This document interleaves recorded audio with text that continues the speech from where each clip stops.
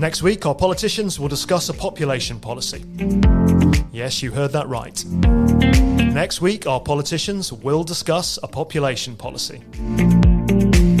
It won't give a target number and it won't give a date, and so it won't set out a clear list of actions to deliver what it's not giving in the first place. So what will it do? Well, it sets the scene. An ageing population, fewer workers, a threatened environment, low productivity still, more automation and not enough homes. Welcome to Jersey. You want solutions? Well, you might have to wait again. We'll find out on today's Politics Disassembled podcast with me, James Filleul. And my guest today, the Assistant Chief Minister responsible for population, Deputy Rowland Huelin. Successive leaders have set targets and then watched as the island's population smashed through them like a hot knife through Jersey butter. The population battle is a fight over what sort of Jersey we want, cutting across every other issue on ministers' desks. In the policy, here's what they say they will do. The overarching aim is to progressively reduce Jersey's reliance on net inward migration within the currently agreed Common Strategic Policy. But it also says that aim can be paused or even reversed should ministers change their minds. Does that do it for you? Well, let's find out. Deputy Huelin, welcome to the Politics Pod. And thank you for inviting me. So firstly, let's deal with the obvious issue about this lack of a target number in the policy. Why is that? Why did ministers decide not to put a target number on population? When I started this, it would have been great to be able to come to a conclusion to say we're going to have X by Y.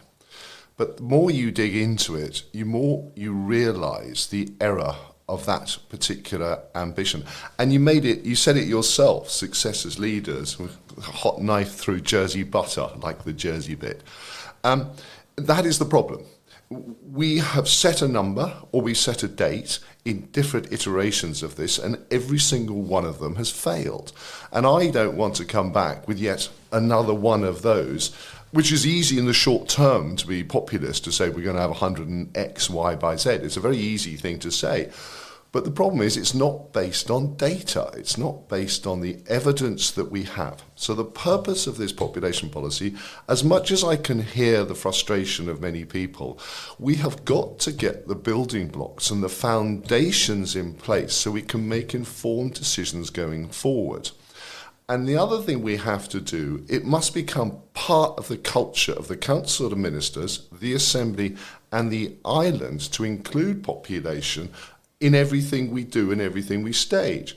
So early on, as I was doing this for about a year, I just said, how can we, I don't put it the wrong way, hook future governments into ensuring this is considered? And as you know, we brought a proposition to the Assembly to say it'll form part of every single government plan that is released every year. So that means it is front of centre. Now, what are we going to do about a number? The other most important thing is, as I said, the data.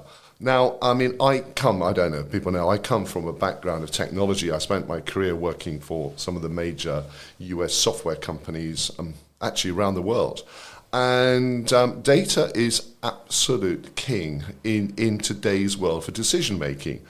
If you look at all the businesses that have started, I think something like the top 5 companies in America by market capitalization were formed after I left school. In fact, probably after I was about 30. And these are businesses that have started basing their decisions on actual data. You know, Google, Facebook, Amazon, they're all based on data for making decisions. And why should we be any different? It's a really interesting one. We'll come to the data issue in a second. I just want to keep focusing in on this target number firstly, though, just to deal with that, because you say you can hear people's frustrations. You did a survey. 75% of the roughly 1,700 responding to that survey wanted you to set a number. How can you now say to them, we're not doing that? I can jokingly say with you, James, you come up with a number and I'll come up with a number. And one thing I assure you, we will both be wrong. And I say that with respect because we don't have the knowledge. So we had a long discussion with council ministers, and a lot of them wanted a number. But I stood by my guns and I won my way. We need to have a program in place whereby we can come up with an informed number and informed time. So that's why in 4 years' time... Without a number, though, does it have a focus? Yes. How? And what is that focus? So you're not concentrating minds without a number, right? You're not, you're not corralling your future ministers to actually hitting something. This is becoming, I really believe in this, but it is becoming a little bit of a hard sell. What we're actually clear about is we need to have, at some stage, way out when, a stable population. Now, my colleague Kirsty Morell said it in the in-committee debate. There's going to be a point, that's Jersey, it's square. There's a point when actually we're going to fall into the sea. That's a long way ahead, but it is a point in time. We have got to get to a situation where we stabilise our population before we get anywhere near that. So that's the back of my mind vision, that everything we do must be working towards that. And that is very conceptual that we're doing this. So don't forget, we have some real issues. We have an ageing population, as you know. We are dependent on urban migration for skills. It's well published or known in that technology is playing an even greater part in our lives as we go forward. The PwC report says something like 35% of jobs will be replaced by 2035. If we don't replace those jobs and get people reskilling and a culture of reskilling and lifelong learning to replace the jobs that automation takes part.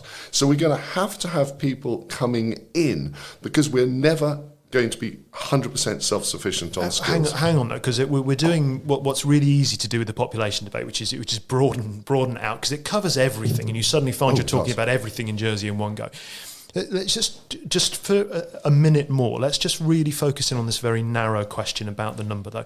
Without it, people's minds aren't focused on achieving something, because you start using phrases like, we want the population to be sustainable. What does that mean? Well, self-sufficient, isn't it? Sustainable.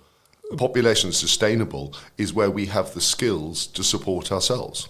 But at what level? I mean, it's because it's linked to so many other things. What does sustainable mean? Unless you're saying we're going to bring in population policies to limit to a certain number, then the whole thing lacks focus. And I appreciate you don't agree with that, but I'd like you to really explain to me why. The focus is in 4 years' time. We are working towards, in 4 years' time, which is the penultimate year of the next government, in order to be able to put the answers to X and Y. X is how many people, Y is by when. So that helps. So it's a not yet answer. So we will get to a number, but we're not there yet. Yep. Okay, you're not ready to define what that number should be. I will not pin a number on something unless I can get the evidence as to how we're going to get there and why that is the right number. All right, so that's really helpful. So that moves us. So you introduced this point about data a few minutes back. So let's come back to that now then. You say you haven't got the data yet. We've been, as a community, not the two of us, as a community arguing about this subject since the late 80s, maybe even earlier than that. You know, there's been various numbers that have been come up with, and Jersey says it's overcrowded and all that stuff. You know, since the late 80s, we've probably grown by 20 or 30,000 people in Jersey, so we clearly weren't overcrowded then. So given that length of time, how can we not have the data still? The first time the population of Jersey being too big is mentioned in the history books is in the 1300s. So this is a recurring thing. Quite simply, we have not had a culture within the government of Jersey of IT systems. And as you know, there's the ITS project that's going on at the moment, which is a wholesale change of our financial, HR, asset management, stock control, call it whatever you want, systems. That is done because the current system is from 1987. Can I put 1987, can I put that in perspective? That is pre-Tim Berners-Lee inventing the internet. All right, it is the most secure system in the world because it doesn't connect to the world. All right, I mean, you could probably forgive people though for thinking, everything we do, we have to tell the government something. We have to give them some data, address or date of birth or inside leg measurement, whatever it is. We're always giving the government data. Yet you're still saying we don't have the data. Look, it's incredible. I don't know if this one's going to work. I haven't tried it before, but it's the poem, the rhyme of the ancient mariner: water, water everywhere, and not a drop to drink. We've got data absolutely everywhere. I think somebody told me there's 480 Excel spreadsheets out there that have to be GDPR compliant that don't link together. So we collect data. We have a culture of silos. We have a culture of independent departments going out and having an autonomous little system with no consideration as to how that will link in and data shared elsewhere. Now, that is changing, by the way. That is changing. That is yesterday. And the new COO is bringing all this together. So all future systems will be able to talk to each other. That's really important. All right. So that's reassuring. But what do you want to know? So you're saying we need the data. Well, what is it you don't have? We don't bring the data together to look at the various things. One, we don't have a register of houses where people live. We have a bit of that information because we can go to our rates. Our rates are collected by 12 different parishes.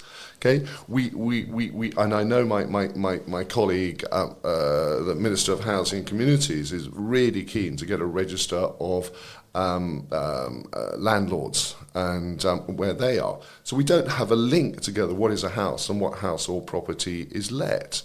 We don't have a clue in how many people are working here. Now, so we know how many people return Social Security, obviously, but when you do the manpower returns traditionally, do you want me to go down this slightly technical area, James? You're looking a little bit glazed over. You guessed. Don't get too technical. I mean, what I want to know is, you're saying we're not having a population number yet because we haven't got the data. So I want to know what the data is we don't have without going into the granular detail. We do not have, say, the data. Obviously, when you've been here for 5 years, you hop over and you become entitled to work. All right? We have no understanding or tracking of people who suddenly hop over those 5 years. So 1 minute you're working a registered position, then you go 5 years, you're entitled to work, you can go anywhere. That means that a license is freed up in an entitled, so somebody can come in to that. Right. So we have no idea of the flow of people. So that's a good example. That's one of the things that you haven't got. Okay. But you're always going to have stuff like that. So is this just not a case that you will never have all of the data you want? And ultimately, you've got to make a decision and come up with a policy. Because if always the pushback, well, we don't know enough yet, that will be the case in 2 years, it'll be the case in 5 years, it'll be in 10 years. And we'll be doing this interview then, and we still won't have the data. Another thing that is really relevant is the census is coming out next month. It comes out in chapters, as you know, and the first thing will be the headline number, and then it'll go down the levels of granularity, which is great. The census, as soon as it comes out, is a year old. It is already a year out of date. Now, as we joking when we came in again about how the fact we could sort of say hello to each other and be in contact with each other, that 2 years ago, what has happened in the last 2 years? We have no idea. I mean, everybody's talking about people leaving the island for very many reasons. Is it our economic migrants going home? Is it Brexit? Is it the cost of living over here that people are not staying and moving on? We really don't know. We can make a lot of good estimates. We can put a finger in the air on that, but we don't actually know. So we need to be in a position to have near real-time data to make informed decisions in the near term. The other reason to have data is, we have successfully smashed, as you described, our target numbers. And I say that with a tongue in cheek because I'm a former salesman and I like smashing my numbers. But it has been totally irresponsible how this is sort of flown out of control. So we now have a situation, a challenge with housing, which is a real problem. I get that. If we knew back then, and we had the data at our disposal, and we knew how this was getting out of control, we could be putting the measures in place to ensure that we don't have crises downstream, because we're managing it far better. That is why we need it. But this is the point I'm making, though, isn't it? That you will always have these events, and you will always have the next crisis. So you will never have all the information you want. I accept so that. I think you can forgive people for saying what they wanted after coming towards the end of your current ministerial term, which you all are. This is the kind of dog days of this term of office. Some policy statements, some innovative thinking, some bold, this is what we're going to do, Jersey, to resolve your problems. But, and you can correct me if you want to on this, you don't find that in your policy. I'm going to take it up level a bit. This is the meatiest problem I've ever taken on. It is a big one. And I'm actually really pleased with what we delivered, because we've delivered something nobody's been brave enough to deliver in the last X years. You've been mentioning back to the 80s. And the reason it is a meaty problem, and I'll hold up my Venn diagram. I'm sorry to those listening that can't see it, but it's a Venn diagram that tries to explain the synergy and the harmony we have to have with our economy and our community and our environment. And what that basically means is we have to have a thriving economy in order, quite simply, to have the money in order to provide for the community that we serve. Those people listening today need education for their children, or children need to be educated. They need a health service for which they're proud of, that looks after them well. And we need to look after those people that effectively fall on hard times, need our support as they go through stages within their life. That is our role. Okay. And we have to do that without destroying the environment that we love. So we've got to get the culture right of making the harmony of those things, keeping the synergy of those three parameters together. Okay, we've got to start thinking about it ourselves. And the most important thing of the policy is it is a Council of Ministers policy. Everybody has agreed to it and plays their part, some greater than others, obviously. But what is it actually going to do? So let's say you get what you want. Next week, your colleagues in the States Assembly, they say, yes, great, Yep. We agree with the policy. What changes next week? What actually changes in those three areas? If the message gets over properly, we cannot, as a government, it doesn't matter what we write, we can have anything. It can be brilliant. It can have fantastic numbers. It can have wonderful promises. But with that is an onus and a burden on every man, woman and child in this island to play their part. So if we have got to head on, if we realise that 35% of jobs are going to be lost to technology, if we don't start today preparing for those 35% of people to have new roles and how they're going to be reskilled, if we don't start doing that today, then we're going to have in 10 years' time a big problem. There are going to be a lot of people knocking on the Social Security Minister's door. We have got to start that thinking today. That is important. And it's the island has got to play their part. You read the survey. One of the amazing things about the survey is they asked a question about what are you prepared to do in order to reduce our reliance on inward migration. What is amazing is 18% of people said we don't want any more people whatsoever, but they also said they're not prepared to do anything about it. So I implore to all those people, we have to play our part. And that is why I'm saying to start the thinking of looking after ourselves instead of pushing on government to do stuff without them been wanting to take their part. But that's the issue that you have, though, isn't it? That essentially the population policy that you're bringing in or hoping to bring in from next week is about setting the scene. It's about background. It's about the stuff going on around the issue. It doesn't actually do anything. It does. It starts the ball rolling. It absolutely starts the ball rolling. I made it absolutely clear this is going to be an issue process. I can't remember where I've written it. It is somewhere that said the last thing I want is to come out with a 70-page document and everybody says votes for it, potentially reluctantly, well, we've got to have one, it's better than nothing. I don't want that. That has got to be a living, breathing document that evolves, and that's why the hooks are in there to ensure that it does evolve. 1 year hook, population every year within the Council of Ministers. 4 year hook, there will be a time at which a certain number can be achieved.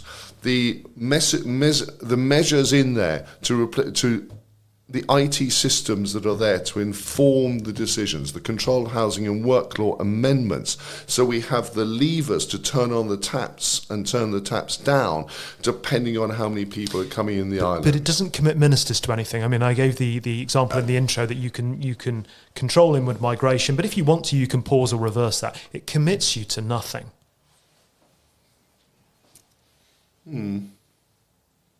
No. I'm now going to have to speak on behalf of other ministers, which is not my role.